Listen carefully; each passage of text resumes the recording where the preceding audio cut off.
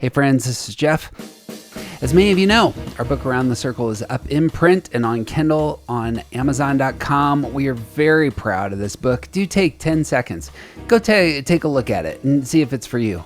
You can also listen to the entire annotated version on aroundthecircle.org, where TJ and I not merely talk about the content, but go much deeper with the ideas. But more importantly, if you sign up as a member in August at aroundthecircle.org, we're going to donate your full $20 to the Weld County Food Bank. Weld County Food Bank does a stellar job of feeding kids in our community, and we're going to do this, as we said last time, in the memory of Robin Williams. If you are more interested in the audio and long-form podcasts that we do, a host of new interviews are up at aroundthecircle.org. This weekend, we posted a conversation with Beth and Jeff McCord, and as we do these mistyping conversations, we're posting even more of them for our members. So go to aroundthecircle.org. Free members can see all that we have to offer, as well as a bunch of free stuff. Members will also get access to all our best material, our audiobook, and about 40 hours of new content, as well as access to our online workshops, which are going to be starting up this fall. So thank you for listening. May all good things be yours.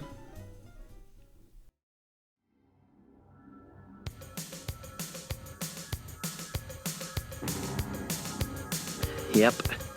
I said it before and I'll say it again. Life moves pretty fast.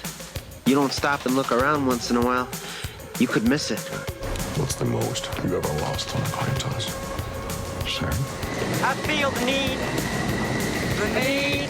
for speed. Ow! Good morning, Vietnam! What country you from? What ain't no country I ever heard of? They speak English in what? 60% of the time, it works every time. That doesn't make sense. It's in the hole! It's in the hole! All right. These go to 11. Dr. Lecter, my name is Clarice Starling. May I speak with you? The first rule of Fight Club is you do not talk about Fight Club. Gentlemen, you can't fight in here. This is the war room. I must break you. I want to learn the ways of the Force and become a Jedi like my father. So I'm going to class in 2014, and that's how I found out that he had died. And as I was putting together my notes for just talking about the death of Williams, I kept thinking, I think especially for this period, this may be one of the most important Americans who's ever lived. I mean, he may be in the top 100. When you ask people about celebrity deaths that really hit them, routinely his comes up, even though he was not necessarily a young person. And for the reasons that we've been saying, it's just the role that he plays in all these films and as a human being and what we knew of him just was so valuable to so many of us. So do you all have a story worth sharing there? Yeah. And I think to also say, I think for so many of us, I might have said this last time, but like most of us have not, most of us were never in a world where Robin Williams wasn't alive. Mm-hmm. Like he was always around. You know, he was on TV, whether you saw him on a talk show, whether you watched Aladdin, whether you watched the movies, whatever you saw him do stand up, whatever. He was always there. And I think for a lot of people in our age demographic, I think that's why it felt like losing an uncle that wasn't it wasn't really an uncle, and that's weird, but it's like he was always there and there was so much joy connected to him that it felt as if you were losing a family member because he has always been there. Right. Mm-hmm. Just how much of a Robin Williams fan I am. I remember I was at your business and was having a meeting about a play I was doing, and Jeff, your wife, texted me. And was the first person to tell me that Robin Williams died. And then immediately after that, my brother called me. And then I don't, two other people were like, hey, we just wanted to essentially reach out to you. I hope I'm not I think TJ, you might have texted me too and be like, I hope I'm not the one breaking this news to you, but this has happened. Yeah, it was really sad. And then where I lived at the time, the folks I lived with had a young kid. And that evening, because that kid doesn't know, wants to watch the movie Hook, and I was like, I don't think I can hang. Like, I'm just like, I can't.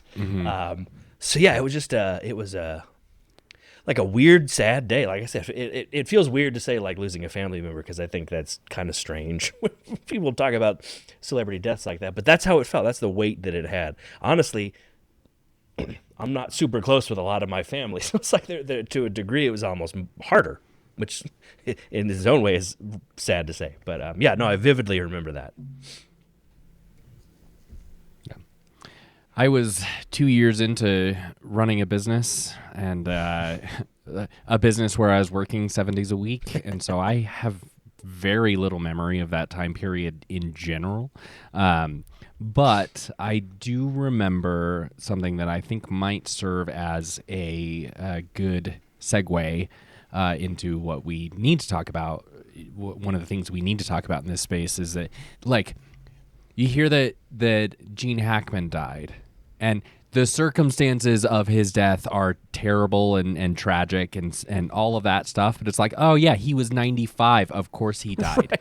Betty White was 99. Like, there's so many of these people that it's like, oh, man, this person that I really, really liked died. But of course they did. They were old. Yeah, they were in their 90s. I haven't seen them acting for like 15 years. So it doesn't, it's fine. I mean, it's sad, but also, Robin Williams' death was a shock to basically everyone in the world, and he was also like a prominent figure in American culture, and then all of a sudden it was as though he had been hit by a bus, right? This wasn't something that anybody had been ready for, and I remember the suddenness of it, and the surprisingness of it, and like much like the influence of someone like I was really moved by Prince's death as well, and part of that had to do with the influence that he had on me as a young man, and the idea that we're not going to get anything from him ever again is like it took a lot of time to process that grief. For me, like I don't remember what I was doing when I heard that he died, but I do remember years of being like, I forgot that we're not going to see Robin Williams ever again. So that's my whole story about that. The place I really started to get emotional, and this is very much me, like I had here's all the movies that I loved, and as I've said, just have been so formative. But I really started getting emotional when the stories started coming out from people about a week later. And just so much beloved energy that goes toward the man from people that you respect and admire as well. But my favorite, which is one of the quotes that I brought up, is from Letterman. And Letterman just told just a very heartfelt, pleasant, we were growing up as kids in the same comedy clubs, and you just knew this guy was different and so praiseworthy. And Letterman just talking about how he didn't have what it took, but routinely, Williams invited him to be on Mork and Mindy, and just what a big deal that was for him. And so pouring energy into others who then are able to pour energy into others, that just, he's the spearhead so often for what has become so much of our culture in those spaces. And the line I think I've said a handful of times that he sent off his story with was something to the extent of, I really wish I knew that the man was in pain. And I resonate with that, not because I could do anything, and not because anyone's like judging his death. He died of a disease that was a form of dementia that had begun to really harm his brain and sense of self. The autopsy report on that is that when they did the autopsy, they said this aggressive, very rare form of dementia had shredded, was the word they used, shredded his brain when they looked at it, which is the scariest sentence I've ever read in my life. as was said, like feels like a family member. I just wish I could have done something for this person. You just like, how many people do you actually feel that way really about? Of like, I felt the personal connection, though this person was never in my circle. So that was my quote. The other great story was, TJ, you had brought it up, was the Conan O'Brien story. Yeah, Conan has told this story many, many times, but it comes up basically every time that he's talking with another person and Robin Williams comes up. This is a story that Conan remembers, like when he lost The Tonight Show, which was a huge sea change for Conan O'Brien. Like that he had been dragged through the ringer and then basically shit on by the network. Like it was a devastating time for his life. And Robin Williams called him and said, "Hey, go to this address. I bought you a bike. Go out for a ride. You'll feel better." And like the story of Conan is obviously very funny and tells the story in a much more funny way than I am ever going to. So I'm not going to recount the whole story, but the idea there being Robin Williams, the person, as a 7. Like we have talked over and over and over again about the what he brings to the roles and the things that he accomplishes in the roles to showcase his ability to lift someone else up out of their own darkness, out of their own pit, and to be able to say literally, let's go ride bikes. Mm-hmm. Yeah. Like that part of him that puts aside whatever other shit he's dealing with and says, my gifts are for lifting other people up. Like stopping production to tell Sally Field to go home is something that is self-sacrificial in a way that is, I can't think of good ways to describe that this is self-sacrificial in a way that only 7s can do. And pull from that beautiful, like the high side of stress to look at your friend and say, you're in it right now and you can go home and I will deal with all of the fallout about it. To like someone that he is not, like he wasn't like best friends with Conan O'Brien. He saw someone struggling and said, I'm going to give him a nugget. I'm going to give him a little bit of a rope to help pull himself up. And like literally called and special ordered a bike to give to Conan O'Brien without even considering whether or not Conan O'Brien wanted a bike. It's like mischievous too, though. It's like it's painted green. It's got shamrocks all over it. Yeah. And then he called him up later and said, "So did you get the bike? Wasn't it awesome?" Yeah, and he's excited about it. I'm pulling you out of your despair. Let's talk about the practical joke that I played. Yeah. There's something about the immature 7 who they just want to be happy. There's something about the mature 7 who it's, I want us to be happy, or even I want you to be happy. I'm willing to serve you in that space. And this is, as you were saying, the high side, one side is what can I improve here as well? What can I physically do? It's not just telling you a great story and then moving on. It's I'm going to physically do some stuff that get you moving and be there. And to get you moving. And it's very literally because it was a bike. It's a really thin line, but it's very different from escapism. Yeah. It's very different. And I think this is also opposite because he's actually entering the space. Right. And I think this is also a really important thing to look at the tenor of his whole life and to suggest that committing suicide was escapism here is it's disrespectful to the life that he led. Yeah. Like it is not he was not an escapist for his at least the latter half of his life. He was not escaping whatever was going on. He was trying to move through and help other people move through to get to the other side. I agree.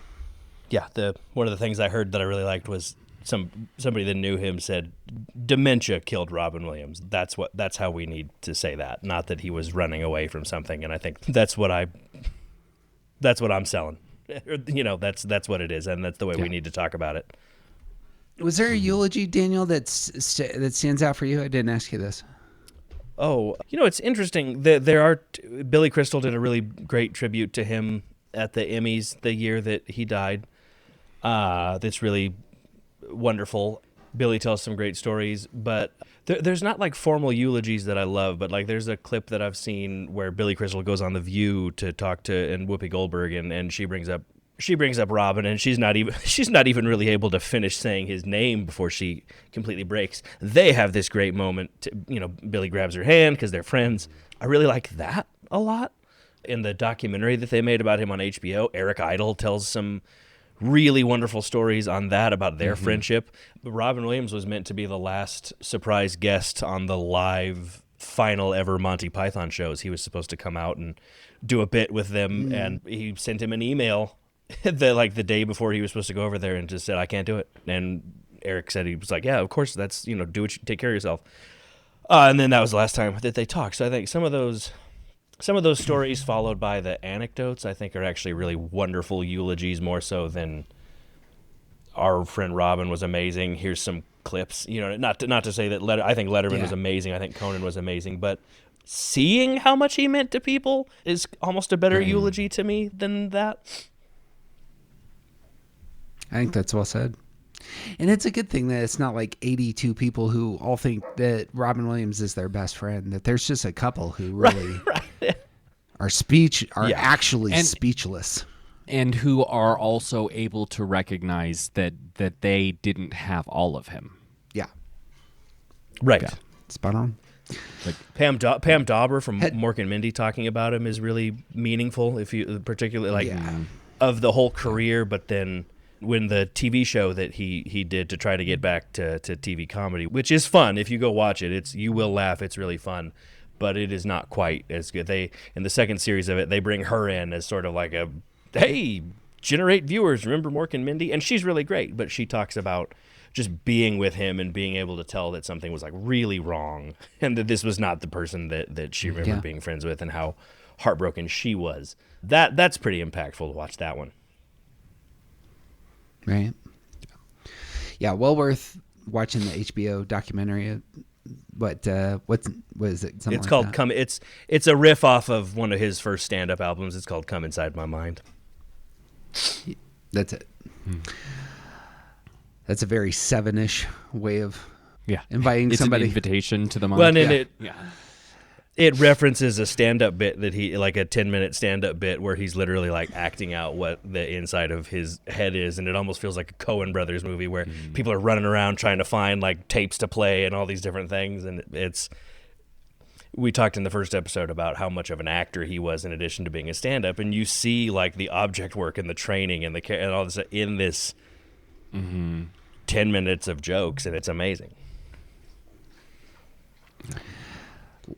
Last eulogy, which potent that I want to bring up, came from the president of the United States at the time. It was Barack Obama. He said, Robin Williams was an airman, a doctor, a genie, a nanny, a president, a professor, a bangarang, Peter Pan, and everything in between. He arrived in our lives as an alien, but he ended up touching every element of the human spirit. He made us laugh. He made us cry. He gave his immeasurable talent freely and generously to those who needed it most, from our troops stationed abroad to the marginalized on our streets. The Obama family offers our condolences. Just beautifully articulated for everybody there. And then, as brought up earlier, the posthumous release of Night at the Museum. He's in a movie with Ben Stiller. He's playing Teddy Roosevelt, and yet has a singular send-off line in this movie. As the movie closes, all the buttons are getting wrapped up. Stiller comes to him, says, I guess this is it.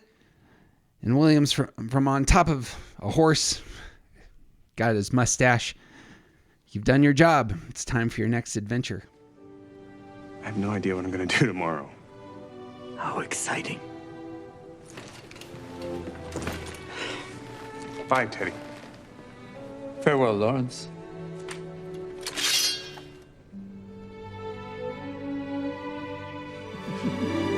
Smile, my boy. It's sunrise.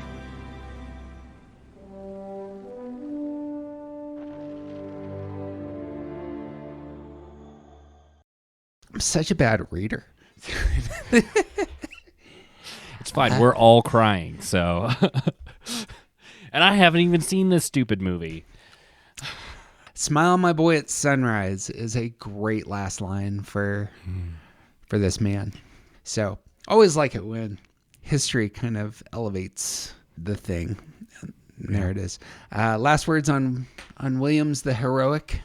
I think it is, the very end is probably not the right place to say this, but I think it is really important for those of us who know and love sevens to remember that there is a whole person behind the things that we love about them, and they don't know that people see and love that person sometimes. And I don't think that is at all why Robin Williams died. I don't think that is part of his death. But I do, like, his son talks about how he didn't know that people loved him as much as people do. And that is something, there are a lot of sevens out there who are really struggling because they don't know that people love them. And part of that has to do with what we say to those sevens, and part of it has to do with how we treat and care for those sevens. Here's a wonderful example of a man who bent over backwards to care for other people. And there are a lot of sevens out there who need someone to bend over backwards for them too. I don't think that had anything to do with his death, but I think the really tragic thing is that had so much to do with his life. Yes. Yeah. And that feels like an applicable place to say, I didn't realize that, and I wish that I did. Yeah. For him or other sevens. Yep. Last word for you, Daniel? Yeah. It's challenging to talk about... I don't know, it's challenging for me to talk about, I would say concisely. We have not been concise. We've done 2-3 hour recordings, but even that feels like, Billy Crystal said it better than I did, and obviously Billy Crystal knew him, but he said it's hard to talk about him concisely. It's hard to talk about him in the past tense. Mm-hmm. But I think it's hard to talk about, because he was a hero in general, but definitely to me, challenging to figure out how to concisely sum that up. But I think he was a hero is the right word for it, and somebody, I don't think entertainment-wise, societally, we're never going to see anybody like that again, and I don't, and I'm glad, but I'm also sad. Last word for me, Williams. No, I love that in terms of, I think it's apt.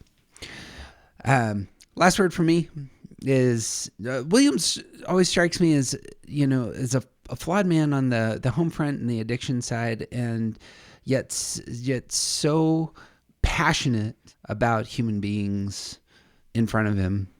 The best compliment I think I could give somebody, and like some of you know, like I studied historic Jesus for a long time, portion of my life. I think Jesus is a 7. So a lot of the traits that Jesus have are in this man. It's the seeing, being able to see and identify people in pain and reaching down to where they're at and rising them up. And that's like just a dominant part of Jesus' activity. And you just see it all over Williams in the same kind of way. And so like that, the best of sevenness comes out in those elements which we've said. And again, a very Christ-like thing, and I said it a lot in our last episode, is that this is a man who breaks himself open, pours himself out for you. And like it's such a gift to the rest of us when people of real skill, aptitude, intelligence, quality, creativity, do that, and we're able to receive when we're in those dark spots. So that's what I got. That's a good tribute, eulogy, message of thanks for a gifted artist, and I was glad to do it with you, gentlemen. Ditto. We normally have a send-off here. Hey, go listen to our other podcasts. None of them are quite as emotional as this one. Not one. And Jeff, to close out, I've typed up, and I'm just going to read the last 2 minutes of Mrs. Doubtfire to everybody. Is that okay with you? Yes, fitting end. So now I wish I actually had it to start, but I don't. Well, but as long as there's love, dears, you'll be a family forever. The thing I'm looking forward to as we continue down this road of bringing out heroism is just how much of the human spirit is there. The primary reason that we're doing this, and I don't think I mentioned this before, is that we're in a time where we need heroes, and we need to remind ourselves of just how amazing people can be. And in your type, you're an amazing person, and the people around you are amazing people, and the ability to draw that out is something that we really need. And so I hope that's our service in part here.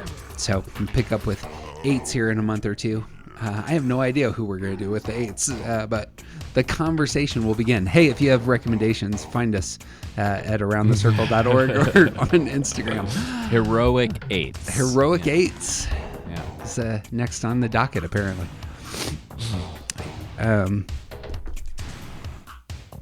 So I suppose that's what I got. Mothershed, it's always great catching up and talking with you about film and all the rest. Yeah. Oh, of course. Thank you. This was fun and good to cry, I guess. Challenging several months, so it's good to everybody just cry a little bit. Therapeutic. It's not your fault. TJ. Normally I say, do you got anything else? And you say something else, but you actually had a movie recommendation there. Other than Toys is amazing. I got nothing. He's Daniel Mothershed.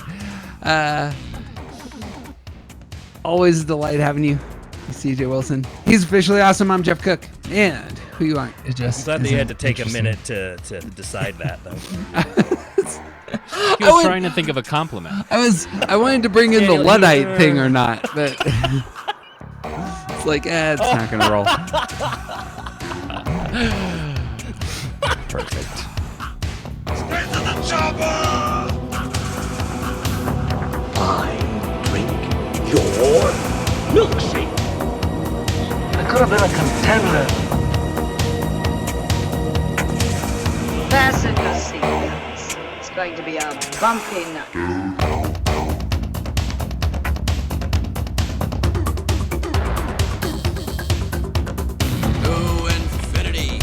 And beyond!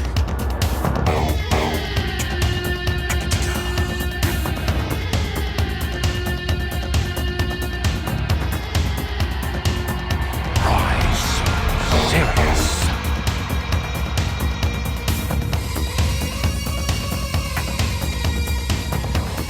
I am serious.